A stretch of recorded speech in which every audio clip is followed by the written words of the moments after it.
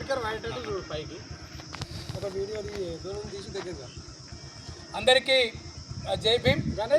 మనం ప్రస్తుతము సిద్దిపేట జిల్లా పోతారెడ్డి గ్రామంలోని భారత రాజ్యాంగ నిర్మాత డాక్టర్ బాబాసాహెబ్ అంబేద్కర్ విగ్రహం దగ్గర నిన్నటి సాయంత్రం 6:30 గంటలకు నస్కల్ పోయే పాత పనాది ఏదైతే పానాది ఉందో అక్కడ ఒక వాగు నుంచి చాలా కాలం నుంచి ఇసుక తీసుకొచ్చుకొని కొంతమంది పేదలు దళితులు జీవిస్తూ ఉన్నారు.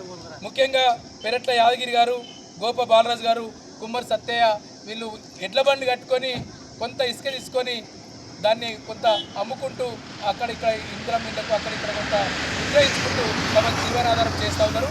ఆ తోవలో ఉన్న ఎవరైతే ఆ పానాది ఉందో నస్కల్ పాత పానాది, ఆ పానాదిలో ఉన్న బండి మురళీగౌడ్, అదేవిధంగా వాళ్ళ నాయన నరసయ్య ఇష్టం వచ్చినట్టు వీళ్ళను నోటికి వచ్చినట్టు దూషిస్తూ కొట్టడానికి ప్రయత్నం చేస్తూ కులం పేరుతో దూషించి అవమానపరిచారు.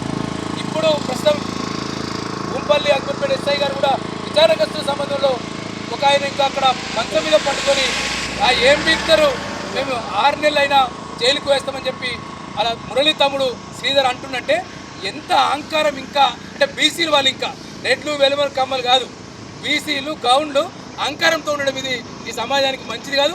మేము పోలీస్ అధికారులను జిల్లా పోలీస్ కమిషనర్ ఒకటే కోరుతున్నాం, ఎవరైతే దళితులు బీసీలు కలిసి అక్కడ ఆ ఇసుకను తీసుకొచ్చుకొని బతుకుతున్నారో వాళ్ళపైన దాడికి ప్రయత్నం చేసిన మురళీగౌడ్ పైన, నరసాగౌడ్ పైన ఎస్సీ ఎస్టీ అట్రాసిటీ అత్యాచార నిరోధక చట్టం మీద కేసు నమోదు చేసి వాళ్ళని తక్షణమే రిమాండ్ చేయాలని చెప్పిగా మేము కోరుతా ఉన్నాం. ప్రభుత్వ పోలీస్ యంత్రాంగాన్ని కూడా ఈ గ్రామంలో పౌరకుల దినోత్సవం జరిపి ప్రజల మధ్య ఒక శాంతిని కల్పించాలి.